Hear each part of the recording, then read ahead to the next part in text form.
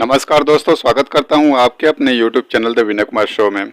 आज के वीडियो में हम बात करेंगे हिस्ट्री के उन प्रश्नों के बारे में जो बीपीएससी ट्री 3.0 में पूछे गए थे।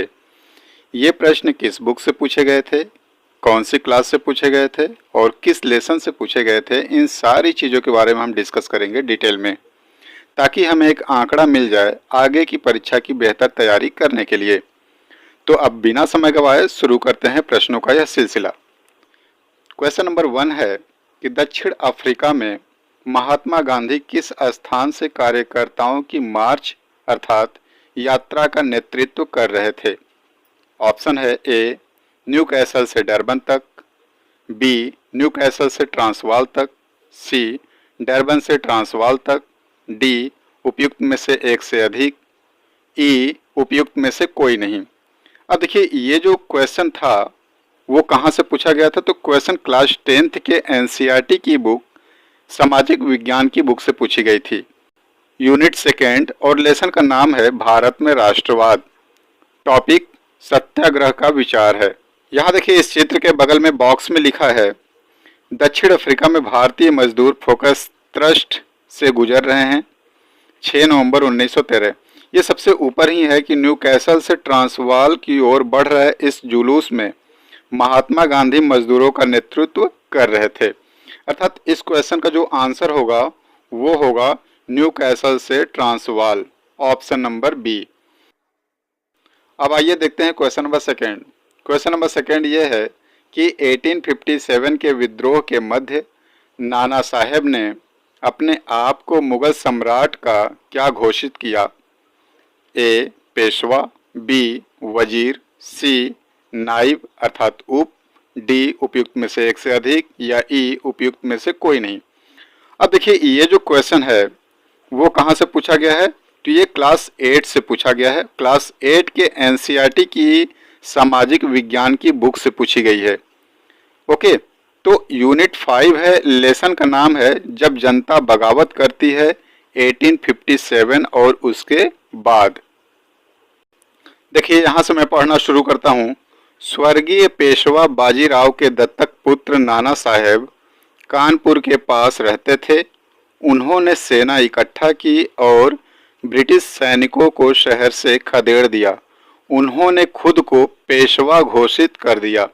अर्थात यहाँ पे जो क्वेश्चन नंबर 2 का आंसर होगा वो होगा पेशवा। नाना साहेब ने अपने आप को मुगल सम्राट का पेशवा घोषित कर दिया था। तो ये क्वेश्चन पूछा गया था क्लास 8 के एनसीईआरटी की सामाजिक विज्ञान की बुक से। अब आइए चलते हैं क्वेश्चन नंबर 3 पे, और क्वेश्चन नंबर 3 है कि देहरादून में इंपीरियल फॉरेस्ट रिसर्च इंस्टीट्यूट की स्थापना किस वर्ष की गई थी। 1906, 1904, 1905, उपयुक्त में से एक से अधिक या उपयुक्त में से कोई नहीं। अब देखिए, ये क्वेश्चन कहाँ से पूछा गया था, तो ये क्वेश्चन पूछा गया था क्लास 9th से, और क्लास 9th के एनसीईआरटी की सामाजिक विज्ञान की बुक से। यूनिट था 4 और लेसन का नाम है वन्य समाज एवं उपनिवेशवाद। टॉपिक है व्यावसायिक वानिकी की शुरुआत।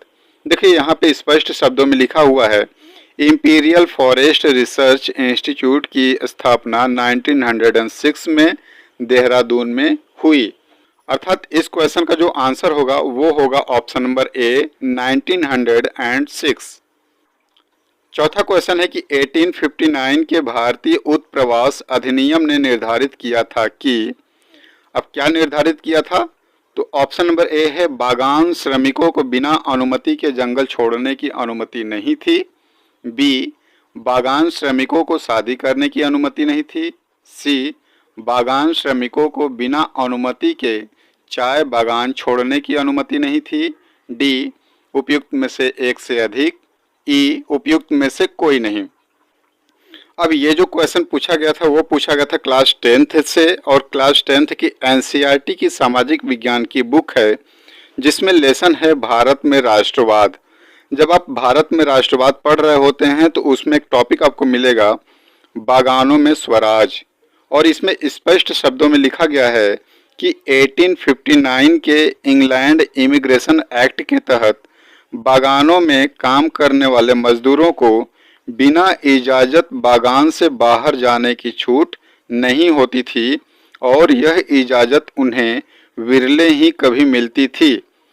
अर्थात इस क्वेश्चन का जो आंसर होगा वह ऑप्शन नंबर सी होगा कि बागान में श्रमिकों को बिना अनुमति के चाय बागान छोड़ने की अनुमति नहीं थी।